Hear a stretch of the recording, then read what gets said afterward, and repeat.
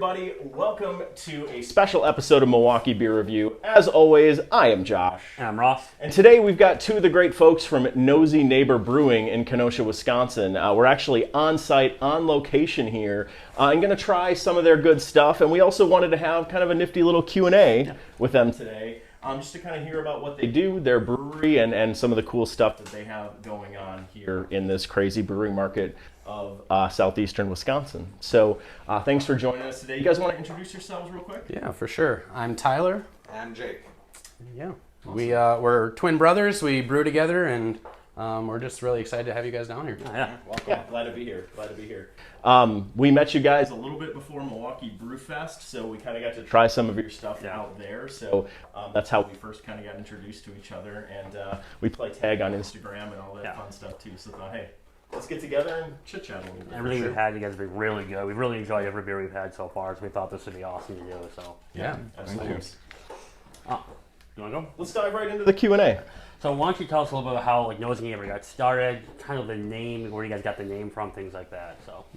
So this madness all started, Christmas of 2017.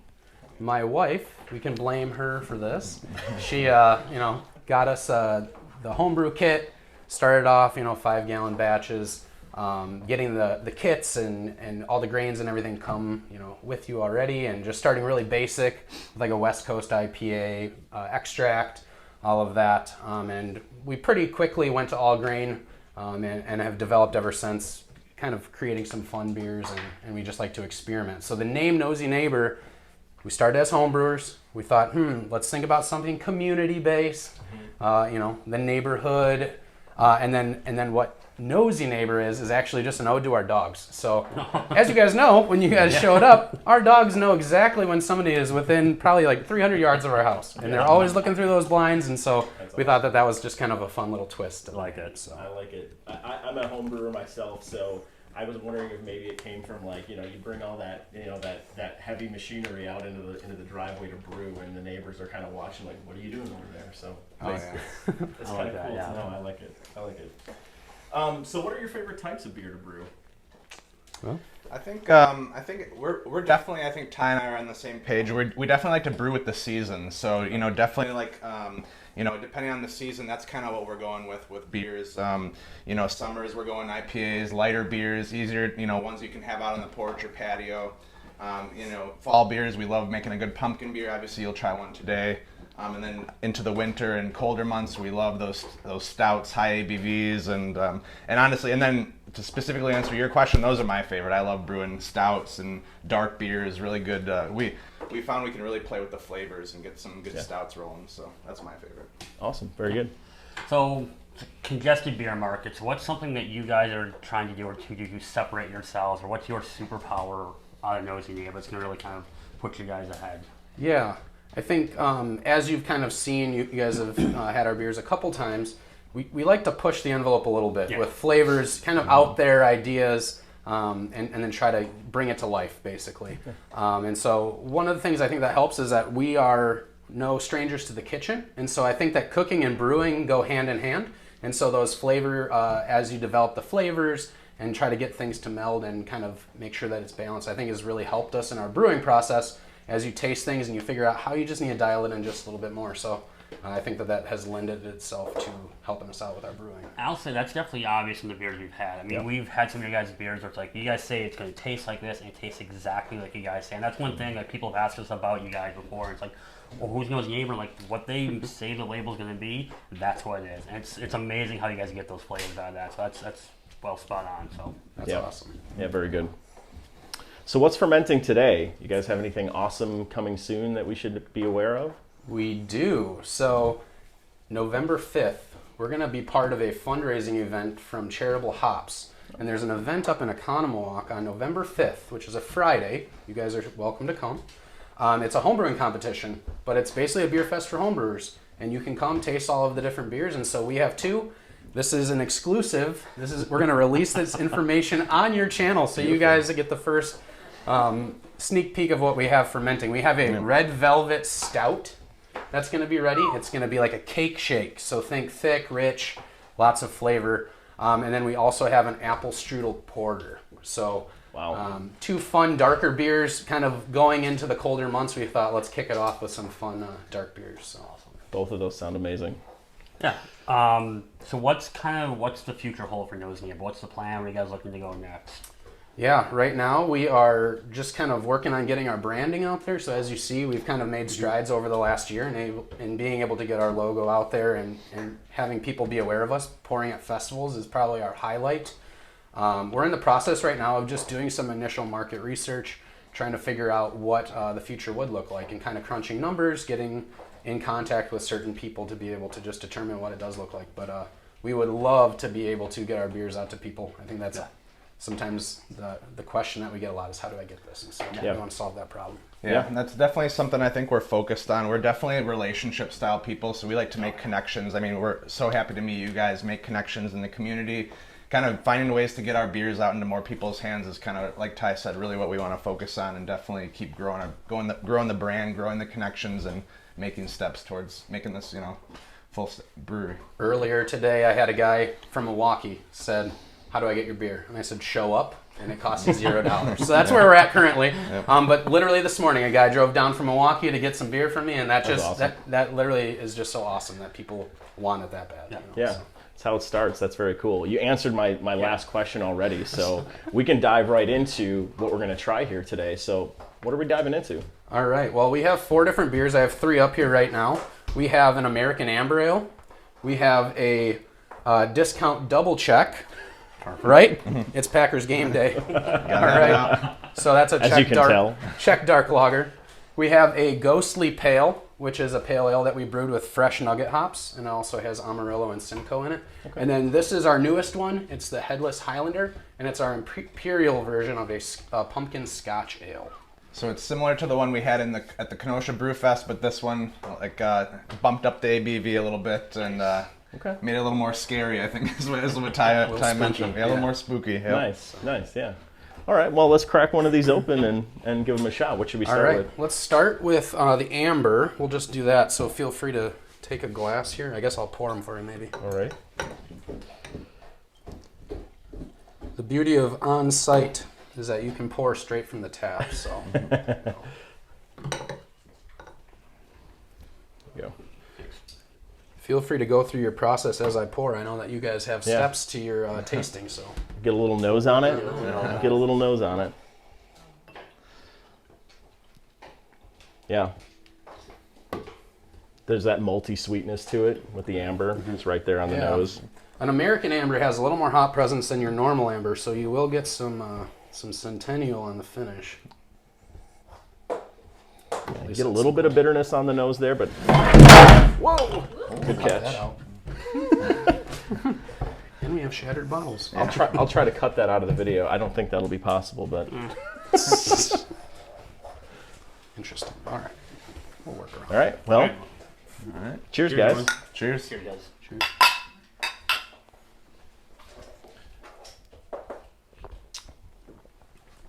Oh, that's tasty. That's good. A little sweet, but like that nice maltiness to it. That's really nice. That's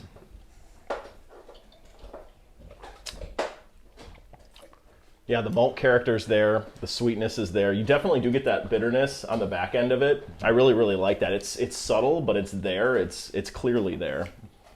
It's full body. Sometimes ambers can kind of come off real light, it's kind of, for lack of a better term, dull. This one's got real full body, real full flavor all the way through. It's really well done. Yeah, I think that's a good call out. The body to this is just really, really solid. It's not thin at all. Really, really solid beer. For an amber, this is fantastic. I would drink this any day.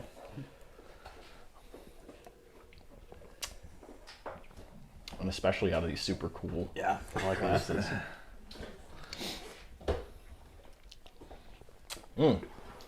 Good stuff. Yeah. All right. Thank you. Well, what should we try next? Well, let's go. We'll go with the straightforward ones first, and then we'll work our way with the flavor development as we go. So I'm gonna pour the discount double check here. All right, this is a Czech dark lager. Again, the goal is that it's light. It's got the roasty kind of dark flavors. without being super heavy, filling, all of that. So I was hoping that when you cracked it open, it would say, "I own you." That is when you take a sip. You'll hear that echo in your mind. Yeah, all right. And you just feel it as you're drinking it. Oh yeah. There you go. There you Feel go. that. All right.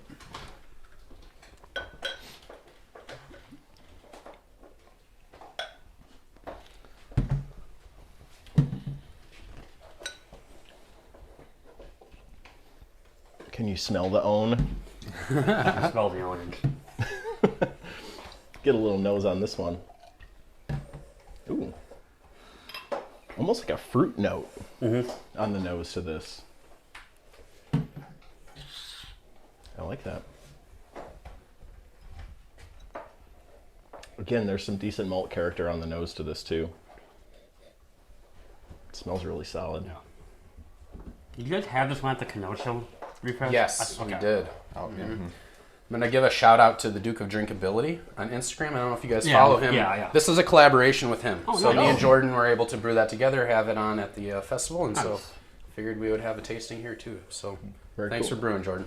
All right. Thanks, Jordan. Cheers. Cheers, guys. Cheers.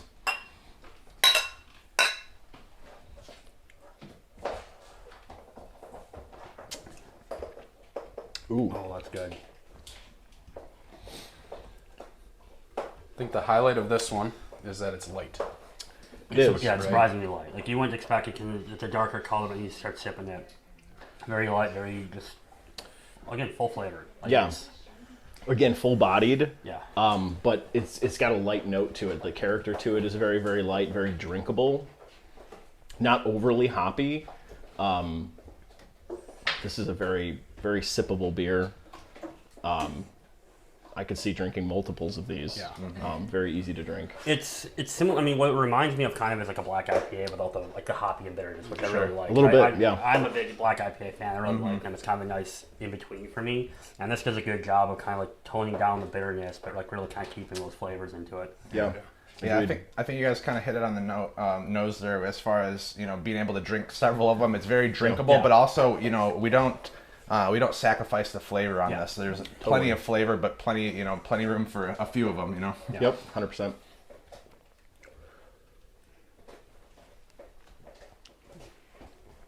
Yeah, the black IPA comparison was a good one. Yeah, it's in there, and it's, I mean the color kind of it's gonna trick my mind a little bit, but no, it's really good. Did you hear the whispers? Were they there? I feel owned right now. If you find yourself at any point today doing this, that's just blame it on the beer. gotta be the double beer. check. We'll have one of these with the many touchdowns scored later today. That's right. All right. We're going to move to the Ghostly Pale. So this one, just that label is pretty funny, That's just as it is. It's I a like that. kid trick-or-treating for hops is basically what that is. So this is our pale ale base. We've brewed our pale ale 3 times now. So this is kind of, if we were to open a brewery, probably one of our flagship beers, to be honest. We've had the same base. We've changed out the hops, but it's been pretty good all the way through. So this one has fresh nugget hops in it. So somebody locally said, hey, I have all these hops. I don't know what to do with. Would you be able to brew with them? And I said, bring it on. So this has fresh nugget hops. It has Simcoe, and it has Amarillo. So I did grow my own hops for a short period of time. I still have some in the freezer, but I have yet to brew with them. Oh, yeah? So I'll be curious to get your tips on the best approach. I don't know how great they'll be frozen.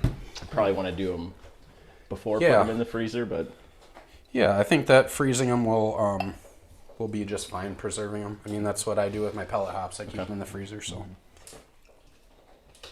ooh, You get the hops, a little bit of absolutely. citrus. Almost like a creamy bitterness on the nose of this. That's what I kind of get.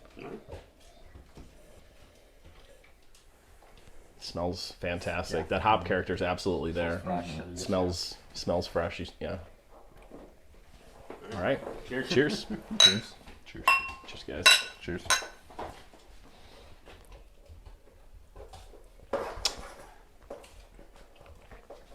That's good. It's That's smooth. smooth. Really smooth. Hops are there, but again, subtleness where it's not overpowering. Which, for me, I really like. I don't like the bitterness. I don't like the hops coming through. Like, so this is really good. This is well.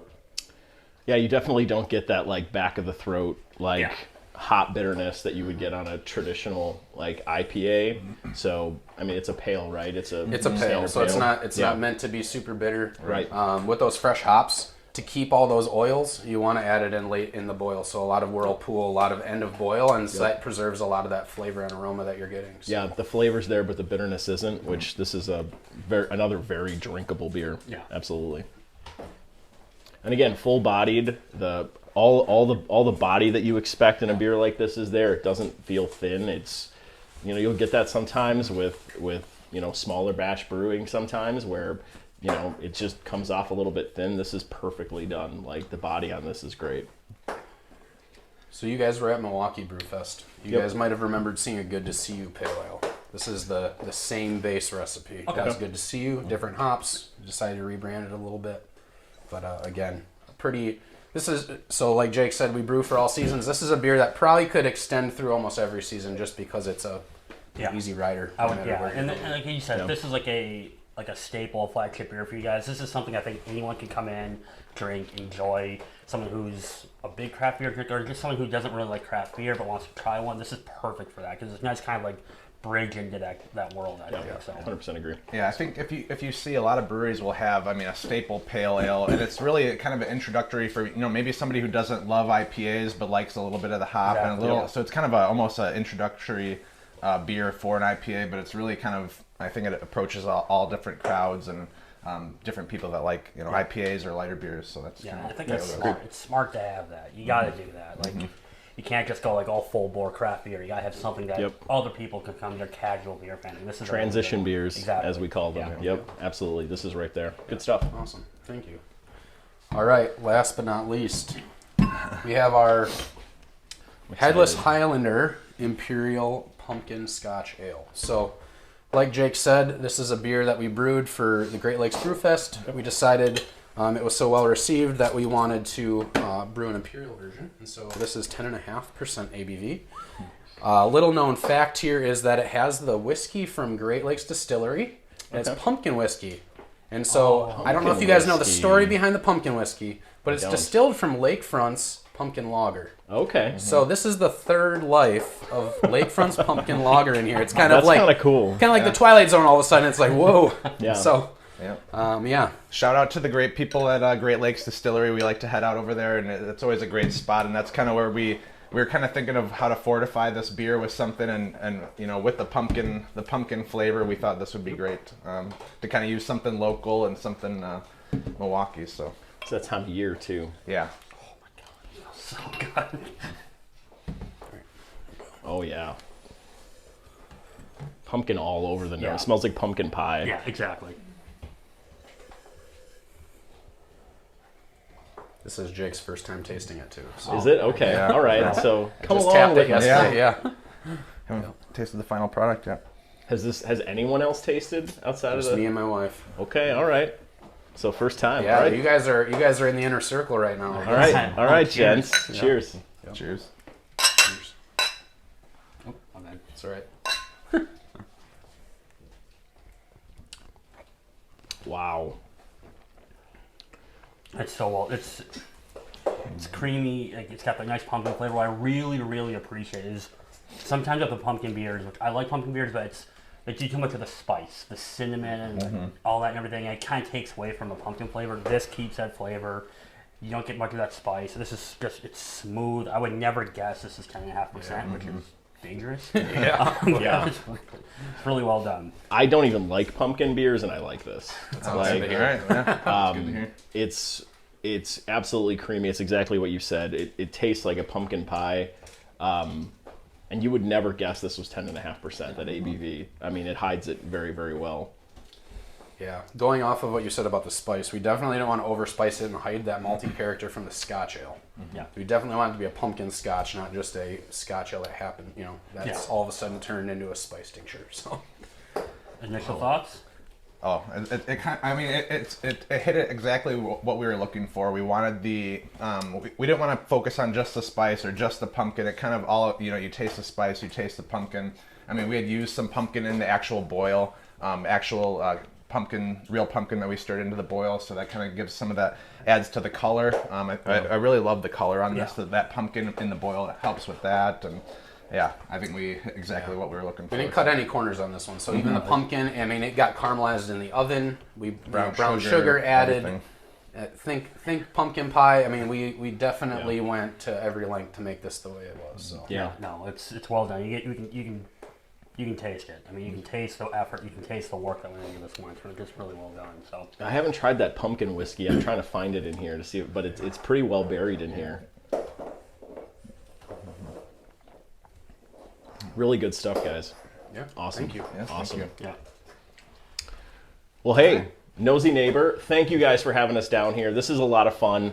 We're having a lot of fun doing this, and we're happy to come meet you guys. Super excited to come down here and check out what you've got going on, and also give you an opportunity to share some of your stuff with the community and the folks that check out what we're doing. So great opportunity to kind of team up and get some notoriety out there for some great friendly brewers in the southeastern Wisconsin area. So thanks guys for joining us today. Where can we find you guys, like social media? Where are you guys on right now? Yeah, so we mainly are on Instagram. You can actually see our tag right here, Nosy Neighbor Brewing, underscore, a couple underscores.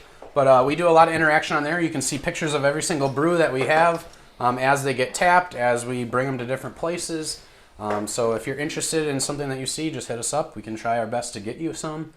As we've been growing and more people want it, it's a little harder to give it to everybody because we want to enjoy some too. So, but we'll do our best. And so that's just an opportunity to follow us along as we go through our craft beer journey. So, very good. Well, thanks everybody. Thanks for checking out this episode. Stick around for more as we continue down this path of brewing glory. Have a good one, everybody. Thanks, everyone.